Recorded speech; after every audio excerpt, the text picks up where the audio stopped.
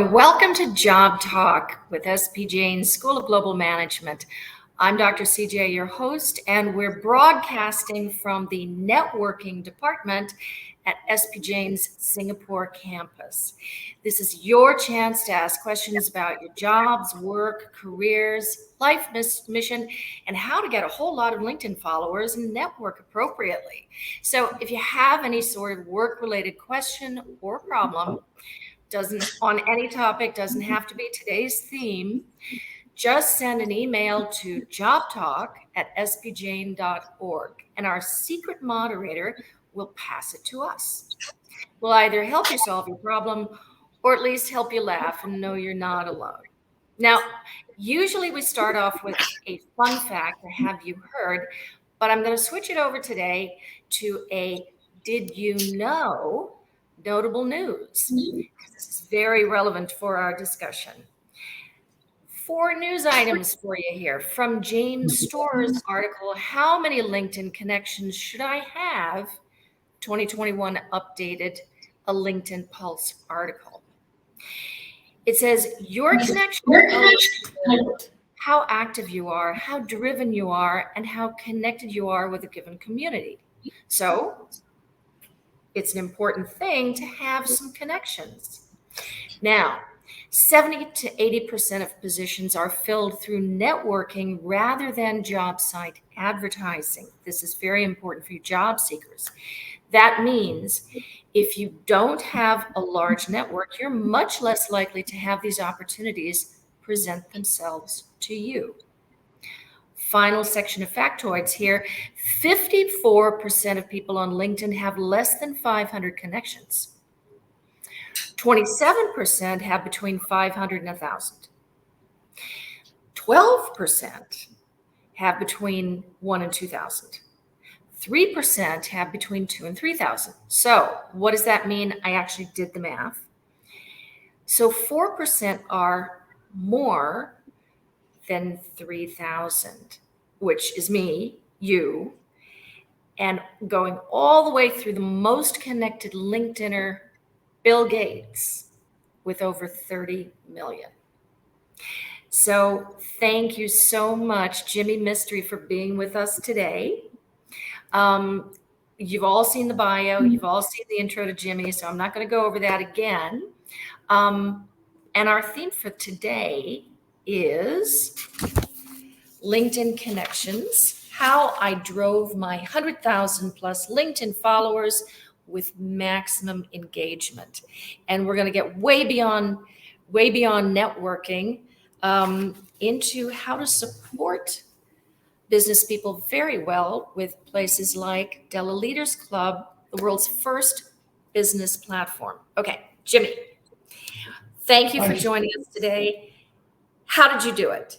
How did you get 100,000 LinkedIn connections? Thank you for having me on your show, and thank you for the opportunity. Let me begin by saying, I think most dreams, if you do not run behind them in a right way, don't get achieved. So 100,000 or a million is again a similar thing. If you go about having a target set up for yourself and work towards it.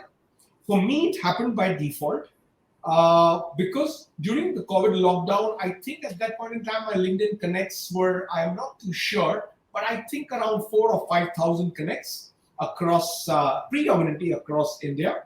So 2 years back when we began with DLC, that's the turning point. I understood the power of the network. I understood the power of connect. And very often I explain when people ask, what is DLC? My one-line answer to them in a witty manner is DLC is a LinkedIn on steroids. So we started approaching people across the world on my LinkedIn account. Because of the number of thousands of followers, it was easy for a person to revert back. And it was easy for me to start a communication. Just like you, we reached out to you across in Singapore and said, this is what we're doing, this is our plans, this is who I am. And we see an opportunity to solve a problem that exists but has not been addressed by any other organization and institution so far, which is creating a platform for the world of entrepreneurs, professionals, and young leaders and connecting it globally.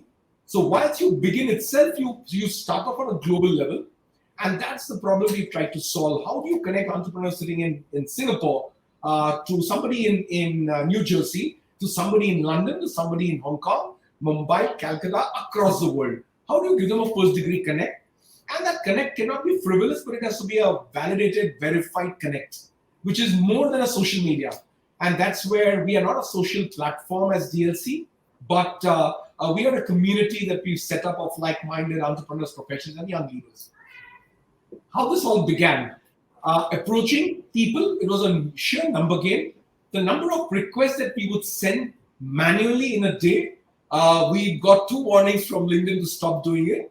We would reach out to about 100, 110 people at peak.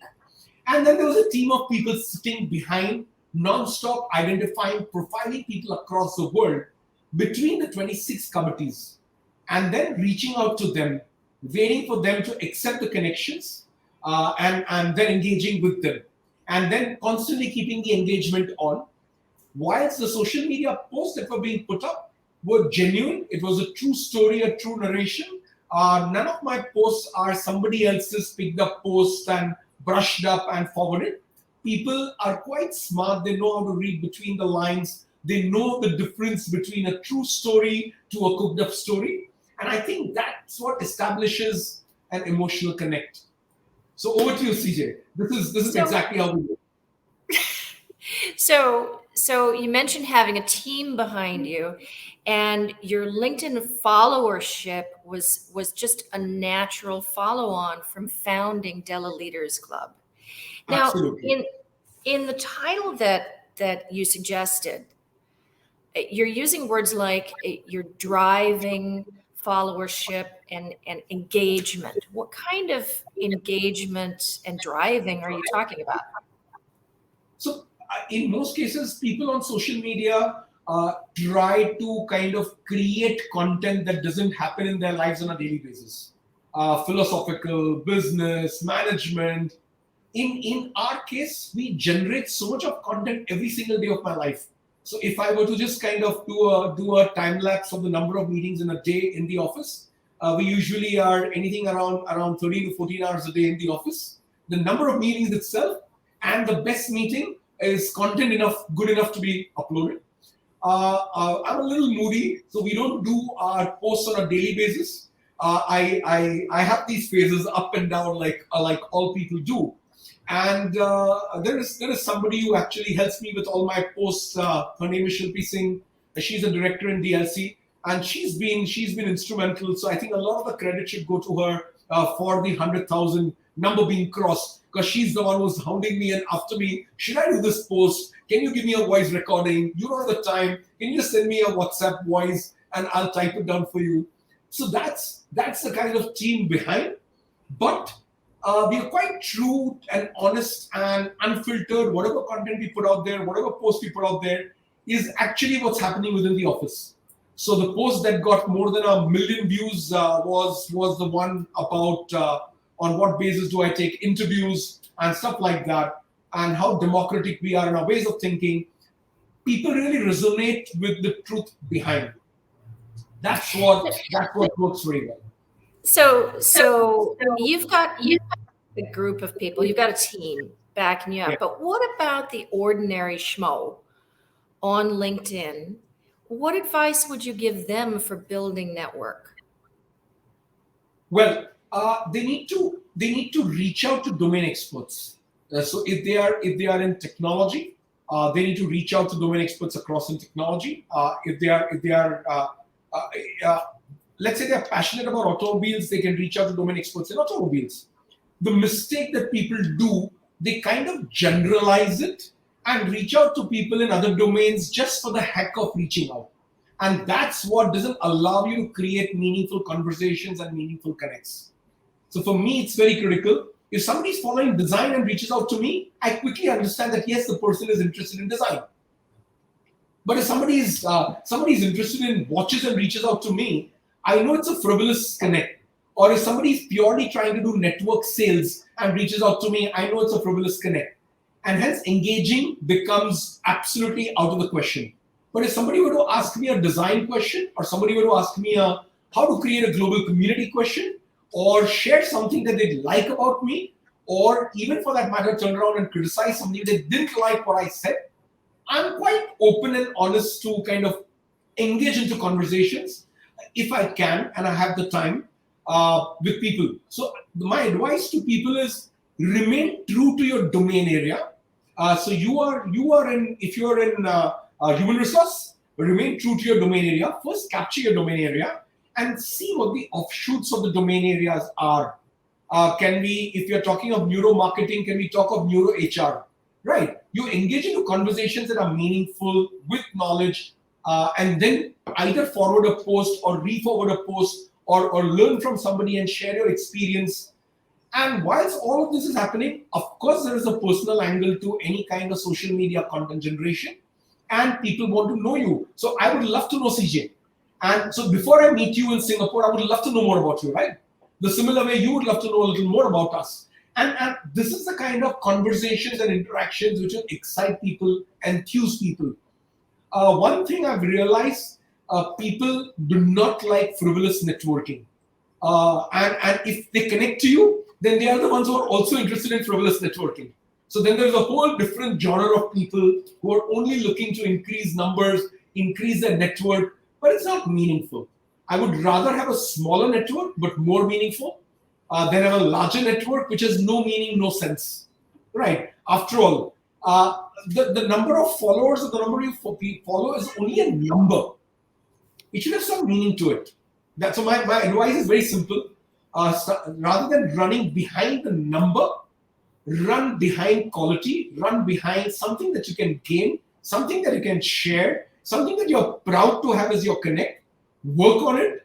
It's difficult to get connects. I'm lucky, but it's difficult to get connects, the kind of connects that are there on our network, right? If it's a dean of Cornell or an ex-dean of Cornell, it's an amazing connect, right? There is so much of excitement to learn from him, understand what he does, what makes him so special. Why is he being selected by Oxford to be their dean now in July? So I have developed relationships which have started and initiated from LinkedIn, and now we are one-on-one friends with people across, sharing WhatsApps, meeting somebody half the way across to the world in New York, or somebody traveling from New York to Mumbai and catching up with me. And so that's the kind of meaningful relationships we managed to develop. I just returned back from London yesterday, and meeting people whom you reached out once upon a time on LinkedIn, and now sitting and having a conversation with them in person in London is amazing. It's wonderful. So it's one thing to connect, but don't just chase numbers, get quality connections. The next step, it sounds like, is engagement. Exchange Yeah. ideas, reach out to try and help people, etc. What about solid business opportunities, jobs, joint ventures, any kind of business opportunity? Does that really come through a social media network? CJ, it does. It all depends. Anything good and bad is up to you how you put it to use. Social network is only a channel and a medium, right? How I develop my relationship with CJ, or how we developed our relationship across with somebody who's worked in White House, uh, and so on and so forth. Or somebody who leads Select USA, and so on and so forth. These are giant. These are not humans. These are giant institutions in their own rights. How you kind of establish and put those connections to use is up to you. So if I was searching for a job, if ever, chances are bleak. I am an entrepreneur and I don't see myself working for somebody ever. I've never done it in my life, and I'm a first generation entrepreneur. Even when I had to, I've never selected a job. However, if you have meaningful conversations and if you have solid connects, people who respect you, you reach out to them in all honesty and say, look, dude, I'm losing my job or I need a new break. And these are my areas of interest. Could you help me? You'll be surprised, CJ. People in the world are ready to help you. All you need to do is knock on the door. Most people do not knock on the door. That's the door to opportunity. And most people have two capable hands, but they refuse to knock on the door. So the advice is go out there, knock on the door, make it meaningful, be honest. Do not need to be acting larger than life, be who you are. And people at the other end are very smart to sniff out truth and reality from something that's been buttered up or something that's not you. Uh, so like I said earlier, I try and stay away from people who are just interested in frivolous networking. That's not me. It doesn't fascinate me. But if somebody were to reach out to me in trouble, I would love to help if I could, and that's me. As many people as I can help, I would love to help. And when you reach out to somebody, knock on the door. Opportunity is a bird; it's going to fly off if you don't utilize it, and it doesn't keep coming back again and again. So the door is in front of you, looking for a job, looking for a partnership, looking for equity, looking for funding. Just go out there, knock on the door. The chances are there are people out there who love to help. There are people out there who have their heart in the right places. There are empathetic people out there, but then there are also some very smart people out there who can filter out cheese spread and bullshit and understand so the difference, right? So be true, be Absolutely. honest. Don't lose that opportunity.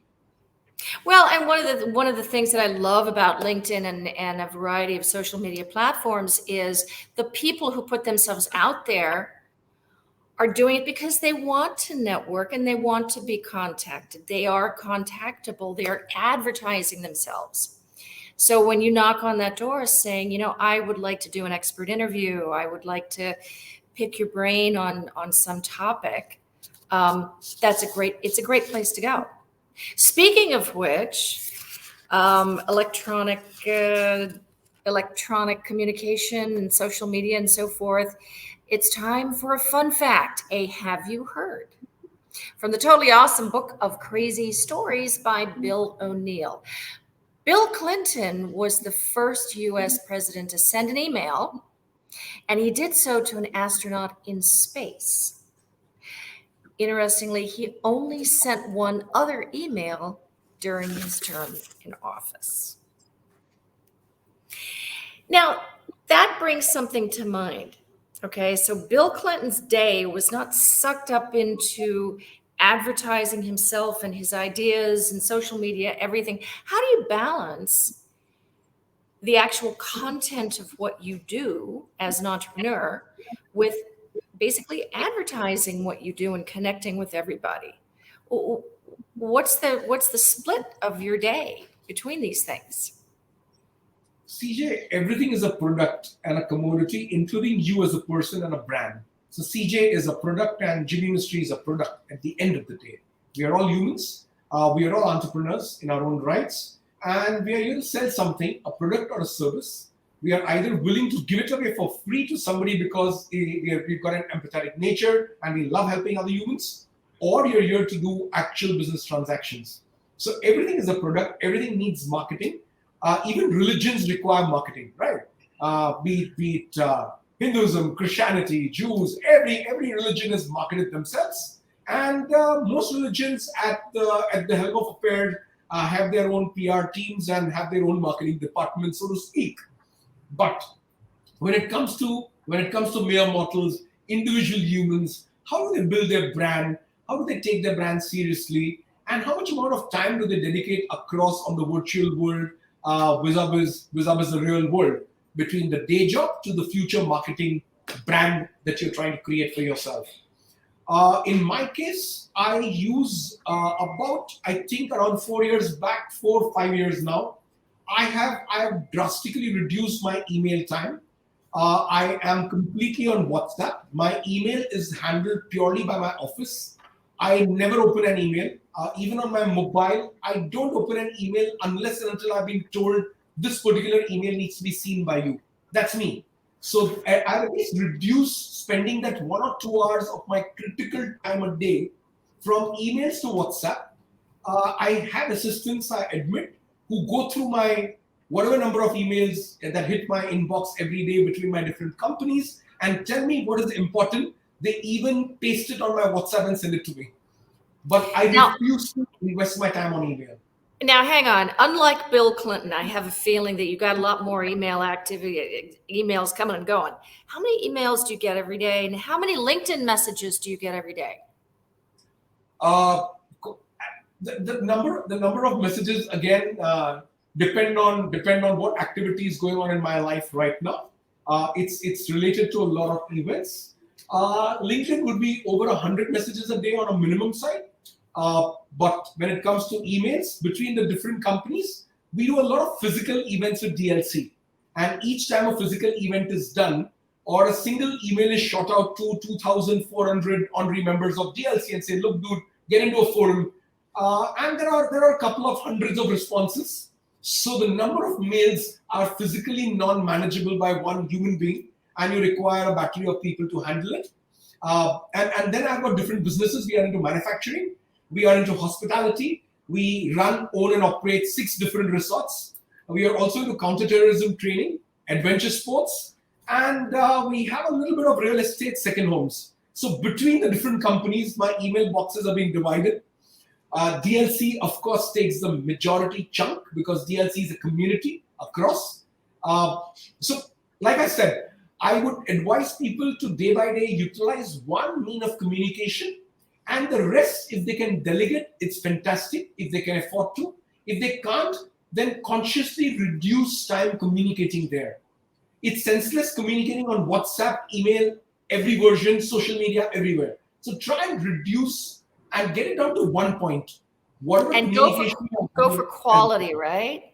Go for the absolutely. quality. Utilize a single channel than dissipating your energy on multiple channels together. And many often it's the same WhatsApp, which is the same BCC mail, which is the same CC mail. I mean, I don't even know why people read CC mails. The very fact of mail is not being marked to you.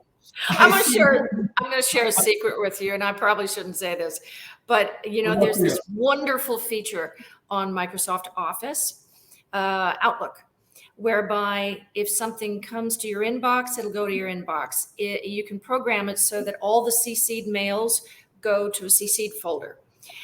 I have found that about 1 to 2% of those emails are anything I should even read or have in my inbox. So that goes last. And I have particular filters that I search for, and then boop, here's 50 of them gone. Boop, there's 75 of those gone. Now you just said something super interesting. So you've got hotels and resorts, and you've got the Della Leaders Club platform for helping leaders connect. You've got properties, and I'm sorry, counter-terrorism training. Yes, What's the that's common something. thread in your entrepreneurial ventures, or is there one? CJ, the common thread is design. I'm not a designer by qualification. I'm a designer by practice. All my businesses have been tied up with design. We've gone into one from one to the other to the third. I started off with importing Italian furniture, then manufacturing furniture in India, then doing turnkey office interiors, and then architecture, then townships and master planning. So everything is being to do with the world of design. In fact, one of the reasons why DLC has been able to establish its global network and community so soon within a period of less than 2 years, I would owe it to my design career, meeting, designing for hundreds of organizations and people across. Also, I would owe it to IDEO design. Uh, Very early on in life, in 2000, I think about 4 or 5, I did a workshop with IDEO design. It happened by chance. It was a 3-day workshop that was about design processes. And later on, the word design thinking was coined by IDEO. That time it was not even design thinking. But it made me realize that there is a method to the madness. There is something that you do which is methodic, which is empathetic, which is always trying to better things for other humans.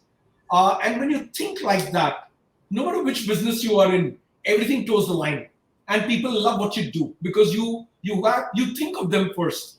In any business or industry or product that you design, develop, or service that you render, when you think of others first, your product speaks for itself.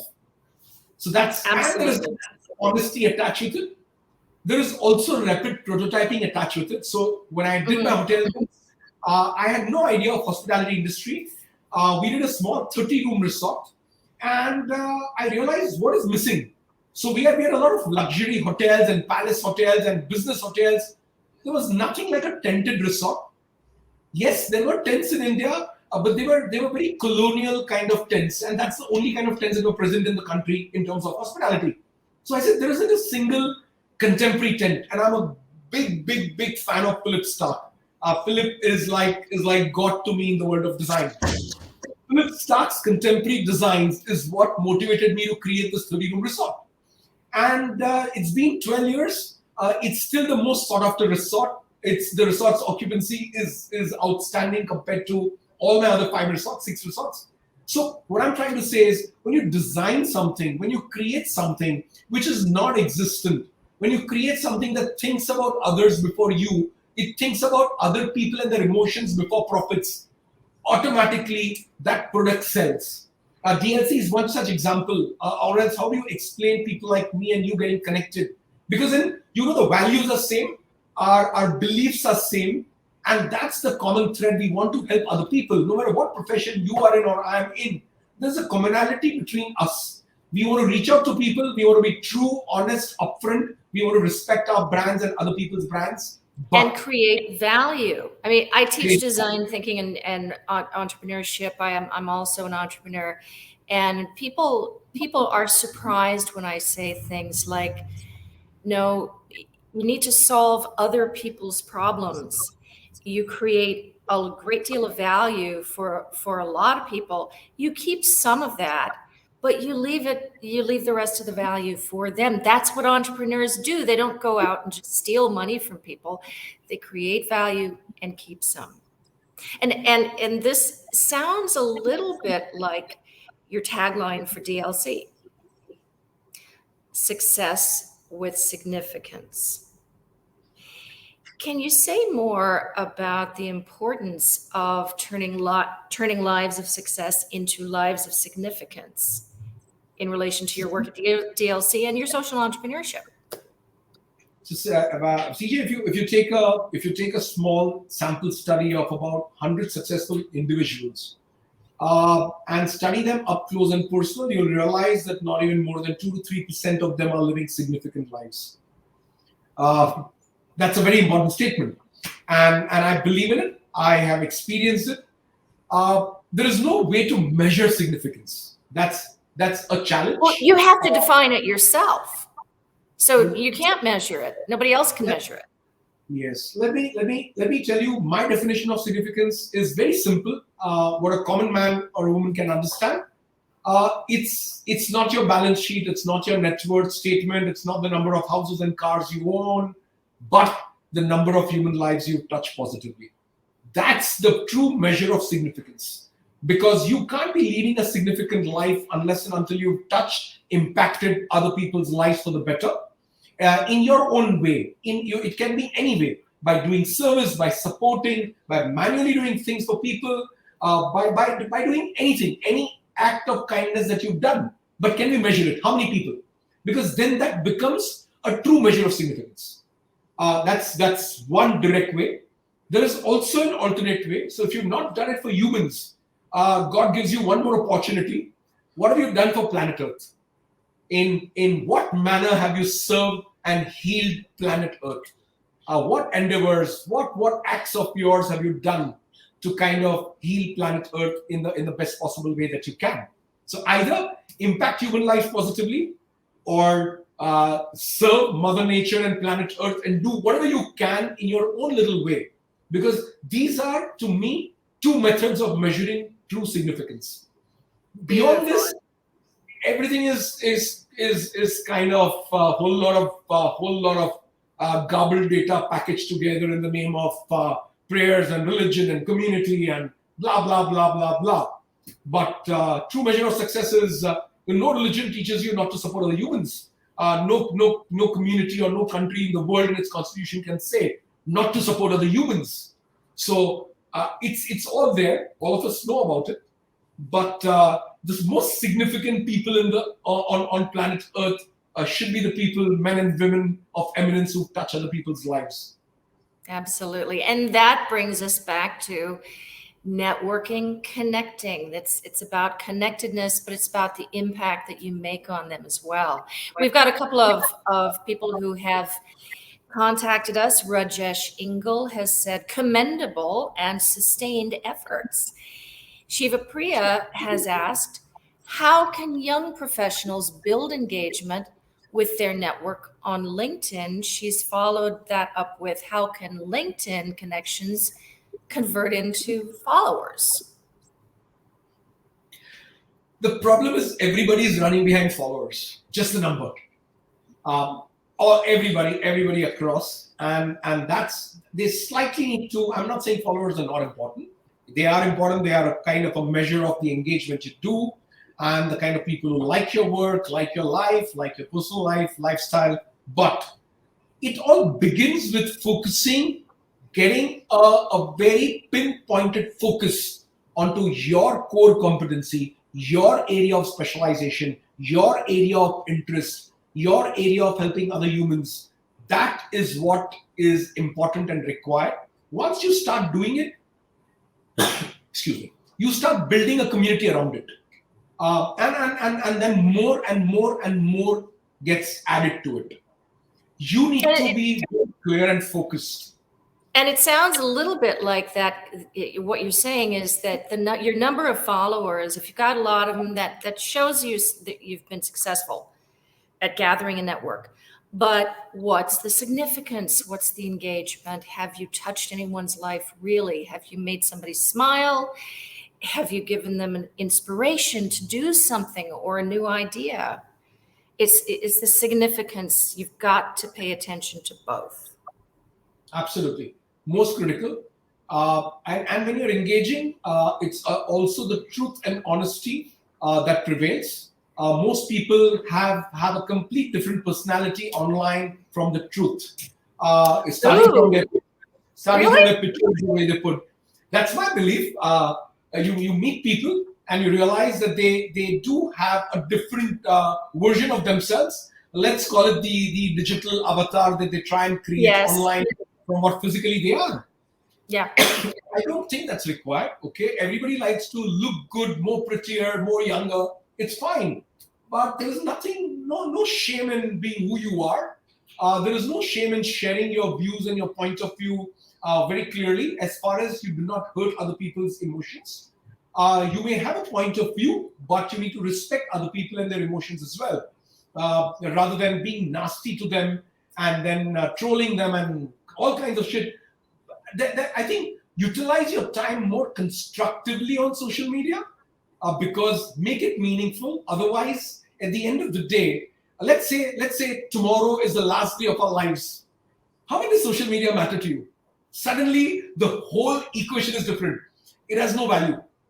Why don't you treat each day of your life as the last day of your life and then still use social media for the betterment? Because now you will not need filters to make yourself look more better. You will not need to put fake messages. You will not need to resonate with people's political theories. You will be true, straight, upfront, and honest. That's who you should be. And mindful of not hurting other people, having your opinions, but you should know where to draw a filter, where to draw a line, because you're not there in person. Least you do is to hurt other people's feelings. That's something that you should not be using social media for. But everybody looks so great on social media, and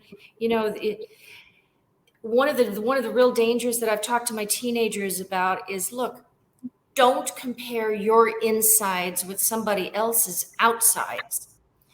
So how do you have the courage to be yourself and flub up sometimes? And I say stupid stuff sometimes, but everybody else I'm thinking looks so perfect. CJ, go back to your youngsters and tell them exactly what I told you. Let them evaluate, shut their eyes for 60 seconds and say, okay, tonight's the last night of their lives. How much does social media matter to them now? And if they were to put up posts, what kind of posts would they put up between now and the last hour of their lives? then they know how to utilize social media, because the kind of posts that they'll put, let them write it down, because then that makes them realize that, oh, but I'm not putting any of this right now. So I'm leading a complete fake life on the digital avatar of mine, rather than leading the Yeah. life that I would have loved to lead. Right. So let them write down 3 posts before midnight, 12 o'clock today, that they would put up if they were not to survive beyond 12. And they Wow. will themselves realize, let them take a piece of paper and write it down. Because then they'll and what kind of pictures would they want to put up? They might put up a most ugly picture of their childhood, right? Because that's one of the most beautiful fond memories with their parent or their friend, or they won't care if the makeup was right, if the hair was right, if the lighting was right. They won't For care. front two teeth missing, when you're 7 or 8, no problem. So if you can tell the teenagers to do this exercise, there'll be a rude wake up call, and next day onwards, their posts will be more meaningful, more balanced, more fun, because now they don't care. They put up what they like, what they believe, what they enjoy. Just put up a caveat, ask them not to hurt other people, because Yeah. the purpose of life is not to hurt other humans. Whether you agree with them or disagree, you may politely agree to disagree. I too have very strong opinions about certain things and certain people and certain nationalities, but you still love them. You agree to disagree, because midnight, 12 o'clock tomorrow, nothing matters who's which nationality. Absolutely. But you've got to let the authentic you through, and only then are you really going to dig deep and get substance out there, real content, real engagement. And Meaning, at the end of the day, that's got to be something that everybody wants. Believe it or not, it's time for a puzzler. Last week, our puzzler was, how can you drop a whole uncooked egg onto a cement floor without breaking it? Dinant Bantwal, I'm sorry, I've just butchered your name. Let me try it again. Dinananth Bantwal has given us the right answer. Well, you can't break a cement floor with a raw egg, can you? So our puzzlers are intended to help people think creatively, think on your feet, and we've got a new one for you this week. We change Jimmy's dates and times so often, I thought I'd give you this one. How can you add 2 to 11 and get 1? Just send your answer to this week's challenge to JobTalk@sbjane.org. We have time enough for some closing remarks by Jimmy about success, significance, and connecting. well, I thought I'd put you on the spot, Oh, yes, Jimmy's going to tell us something brilliant in less than 2 minutes. I would love for one. I would love for you to invite you people to dellaleaders.com. Please visit the portal. There's some amazing content put out there by people who have reached out to help.